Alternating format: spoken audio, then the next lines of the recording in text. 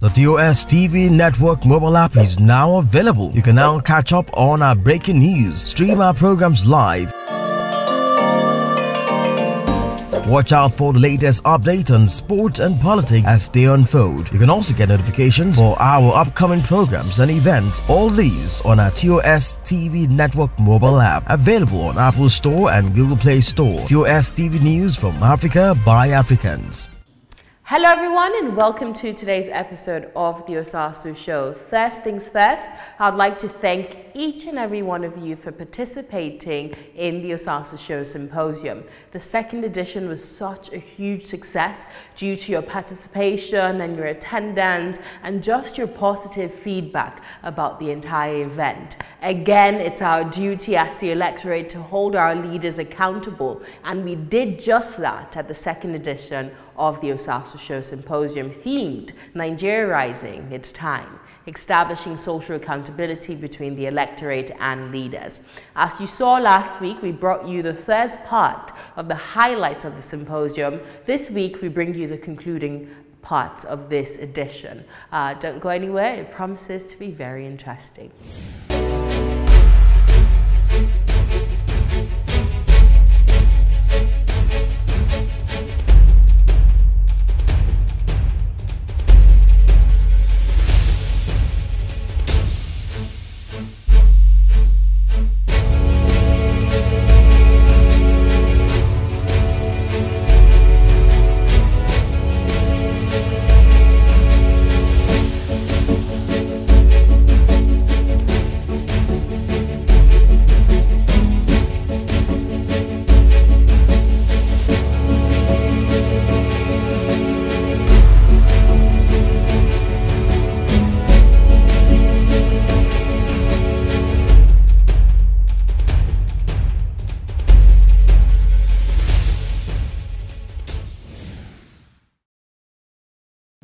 His Excellency Chibuike Amechi, Dr. Okezie Ikpeazu.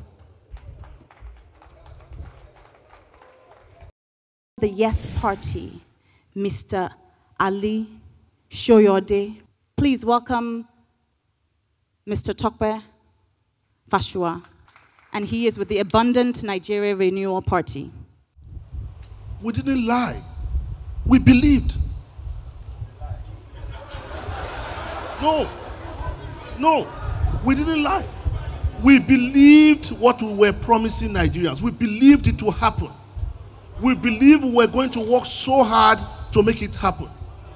We studied the manifesto, we developed the program, we developed the policies, we worked day in, day out. People traveled from all over the world, volunteered their time, volunteered their resources, and believed that it was time to change Nigeria. And what happened? And now to my point. The person, and that's why what happened this morning was very significant. No matter the quality of people around a president, the president must own his own agenda. If you look at legislative powers, the legislative power is vested in the institution of the parliament, legislature. The judicial power is vested in the institution of the judiciary. But the executive power is vested in one person, the president. If you get that wrong, forget it. All that talk about, oh, he will assemble a good team, forget it. That's what my experience has taught me. And I said it. We cannot, I said it back then, we cannot campaign on a mantra of change twice. We can't do that. And I kept saying that. People say, oh, we are fine, we are fine. I say, yes, we are fine. Like a man falling from a 30-story building and got to 15th floor, and he said, oh, I'm still fine. So far, so good. So I think it's important, yes, next level.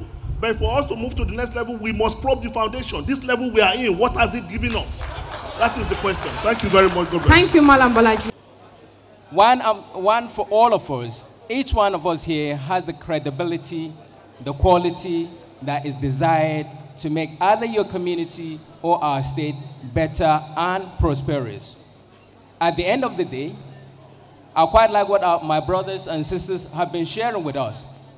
But one thing that all of us are always looking for are the solution. What are the solutions to our crisis? What are the solutions to our challenges?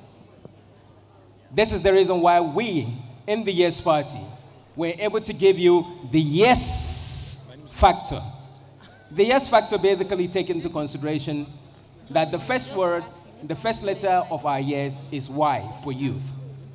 We believe that this country, if the youth are absolutely united, there is no party, either in the top two, who have been moving from one room to another, can be in leadership position, because the youth of this country have the highest number of voters. Now, if our youth are absolutely ready, it doesn't matter how much they share. It doesn't matter how many votes they can buy. They cannot buy the vote of all our youth in this country. Can they? So if the answer is no, why are we still struggling to find the leaders when you have alternative options that are presenting themselves to you? We believe that this time is the time for the citizens. Is that correct? So we want to ensure there's ample time for citizens to ask questions. So most of the hour will be for citizens. Again, we have a responsibility to citizens, and we have guiding principles as well. I just fell in love with Mr. Ali because I believe this is the kind of vibrant, intelligent, dynamic youth we need that can move this country forward. And I go with him. Why? If you take a clue today how Dubai was developed, 25 years ago, Dubai was a desert. Kogi State was there. But check out the difference today. Secondly, I'm profiling solutions. And this goes to whosoever wants to be our president come 2019. One, how can we hold you guys accountable for all you're saying? I think we should have a lawyer for the youth that we hold them responsible, because they can't just come and tell us this. We've been hearing this since we were born, since from primary school, secondary, until date. At the end of the day, nobody hold you accountable. Secondly, I want every Nigerian president that we stand at the podium to canvass for our vote. Let his kids school in Nigeria. Let him go to hospital in Nigeria. Let all of them do whatsoever they want to do in Nigeria. That's the only way we can give them our vote. Thank you. Excellent. I was 32 or 34 when I became the Speaker of Parliament. And you should be a speaker, you know. And I was 42 when I became a governor. So when they say not too young to run, is this our government that signed it? You're shouting, no, no. The first opportunity for you to run is from our government. Listen well and listen carefully to those who spoke. You didn't listen well. If you did, you would have asked the following questions, and I'll help you ask them as young men. The first question is that they privatized. To who? To who? Who did they privatize to? Which Nigerians? To themselves. To themselves. And they're coming back. Were we not to be a nation of hypocrites, it would have been extremely difficult to tolerate the comments of an 8-year legislator of PDP, 8-year governor of a state PDP, comes to public space, riding on the alleged integrity of just President Muhammadu Buhari and speaking trash to the PDP. What exactly is this? Now.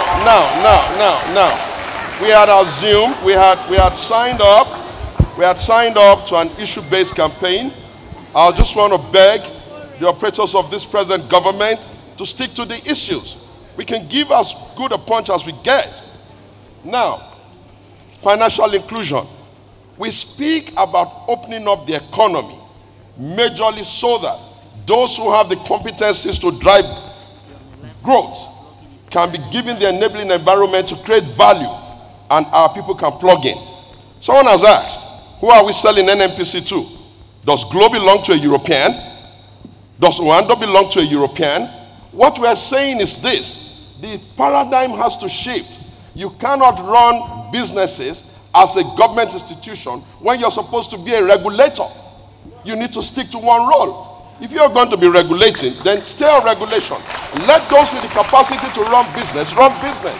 And government loses nothing. In actual fact, government gets more revenue. The companies are well run. The companies can expand into other territory outside Nigeria to begin to hold value. And you can employ more people. Hold value. And you can employ more people. We're being told that the choice you have is to take the lesser of two evils. The common denominator in lesser of two evils is evil.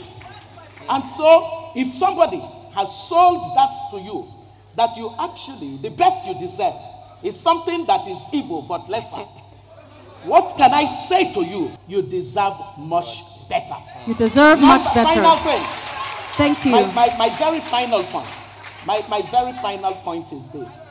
You see, human capital development is not something that you just mouth. You can't mouth it. It takes a definitive approach to take a person from one level of low productivity to a higher level of productivity. Let me tell you something. The first time I returned home to work in government, I returned home because we had been at Harvard trying to get Nigeria's debt reduction to be championed by America. And America said, no. The president at that time was actually favorable, Clinton. But the legislation, the Congress, as well as the Treasury, said no way. Why did they say no way? They said that Nigeria's record for squandering of riches is so bad that if they gave debt reduction to Nigeria, it would amount to moral hazard. Those in the world of economics know what that means. It means you have behaved badly, but take a check and behave worse. So the Americans said they would not do that. And it fell on me to then come home to set a record that Nigeria was turning away from profligacy, misusing its resources. And that was how come the due process happened. My dear gentlemen, thank you very much for acknowledging the work that I did. We did. PDP did. Well, I don't know about it. Okay, can I tell you something? Can I tell you something about that? The candidate that this gentleman happens to be representing was the one who within office gave me the greatest fight against due process. How can you be taking the glory of due process when at the time due process was being effected as a program? You stood against it. You campaigned against it. You gathered all kinds of political hackers to fight the process. And today it has become a good CV. No, you will not take it. The work that I, together with my team in due process, did to improve the expenditure value for money of in conclusion, Doctor. And you know why the conclusion then becomes that the more that you can have people, quality people for whom character is everything. Because at the end of the day, you may be competent, you may have capacities, but you can't buy, you see, you can buy competence if you don't have it. You can buy capacity if you don't have it. But you can't buy character if you do not have it. Please, hi, please, you have the floor. Just. My question is to the entire panel, because I see that one of the things that this panel is to seek is to strengthen public institutions for inclusive and accountable governance. And I think one of the biggest issues we have in our law is the law of federal character.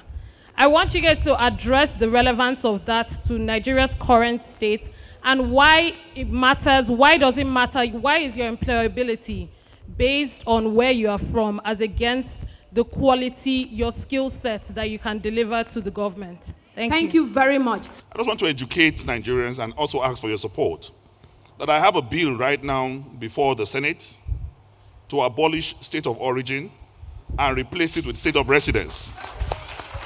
And that bill has gone through second reading, and there's going to be a public hearing soon. So I want to use this opportunity to invite Nigerians to come and defend that bill. Because one of our major problems outside corruption in this country is the unity of this country. And value system has been completely eroded. When I was growing up as a child, houses had no fences even in the GRAs. But the situation got deteriorated. When I was growing up as a child, in my class, there's no difference between, in my primary school, there's no difference between Emeka and Adamu and Kolawole. Every Christmas, my parents will share rice and chicken with our neighbors, irrespective of religion. And during Salah, that same felicitation goes round. Today, if you give your neighbor, and they will throw it in the bin, because we have lost that connection and touch. I see that the crowd is being entertained by Senator Dino Malaye and the minister. Just so you know that you're laughing away your future. You need to understand what is at stake. This is a campaign election season.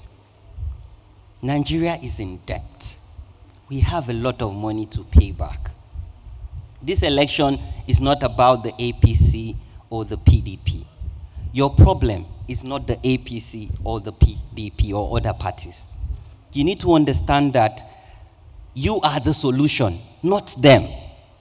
If we elect people into office, if we don't demand, they would not give us anything. It's as simple as that. Talking about monies that we follow, for me, I'm keen about the grassroots because people in Abuja are elite. You guys watch TV and you listen to radio. People at the grassroots don't even have radio to listen to. And I'll share one quick story. In 2015, the World Bank gave a credit to the federal government of $500 million. I'll allow you to calculate it whichever rate you want to use. And the federal government gave this money to the state government as grant, as $1.5 million. And this in Naira is 470 million Naira to strengthen primary health care centers across the country. Were you aware? Did you follow the money? Can you tell me how your governor spent that money? I traveled across the 6 geopolitical zone. Our primary health care centers are debt trap. Nobody can use the place. Even your worst enemy, you will not allow the person to use the place. My sister, you asked me if our government is transparent. I would ask you, is our citizens demanding for transparency and accountability? And to quickly summarize my answer, we need to put aside the 1999 Constitution as amended. That is not a constitution that unites us as a people. Today, people meet me and say, Hamza, where are you from? That is very sad. I might look like a Hausa Fulani man and speak like a Hausa Fulani man. I am not from the north. I am not from the south. Neither am I from the east or west. I am from Nigeria. And if you start seeing yourself as a Nigerian, the Constitution talks about state of origin. Some of us have never lived in our state, but we have investment in every part of the country. Why can't we come from our state of residence? Thank you so much, Hamza. Thank you so much. The students and the youth of this country are so key to the development of this country. Remember what I said. You are not going to hear it from anywhere else. Our students in university and polytechnics and the colleges should immediately begin to impact on society. We don't wait until they come out of school, and they should be earning while in school on projects. In fact, we should be able to turn around the educational system such that projects and dissertations are group work. We've seen where they dump some of our projects, they dump them in the dustbin. Nobody uses the best ideas.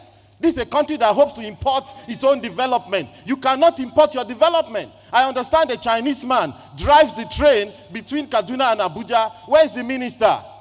I heard the Chinese man drives the train between Kaduna and Abuja because we don't even have drivers for train. And in conclusion, so, sir. And lastly, let me just quickly say this. Economy can grow 15%, no doubt about it. Environment, the man that spoke on environment, fantastic. Environment is the, look, in the north of Nigeria, we can plant 50 million trees. Even the erosion that we have in the southeast, and all over Nigeria is an environmental disaster. 1 million people are still in IDPs as a result of environmental displacement. Security is all about job creation for the youth. Sports is key, but we have to move beyond football. I actually jog in that national stadium sometimes, and it's decrepit. We spent 73 billion on it in 2003. That's an equivalent of about 350 billion naira today, and we don't even have programs for it.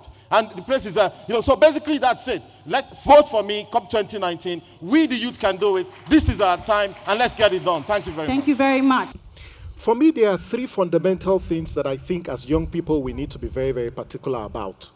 First, is the electoral process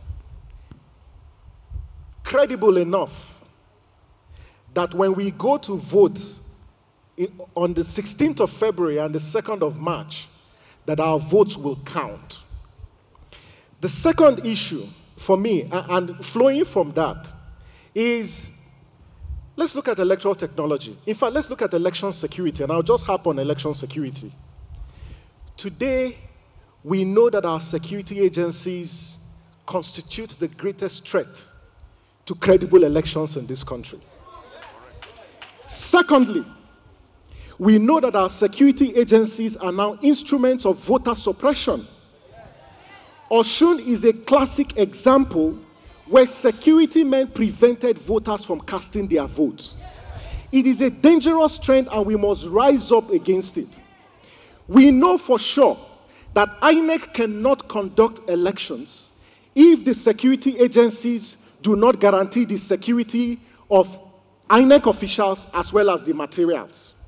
So as citizens, this is the right time to rise up and ask the IG of police, ask the military, ask the DSS, and ask all our security agencies that they must uphold the principles of patriotism, democratic civil policing, as well as accountability, because they constitute a threat.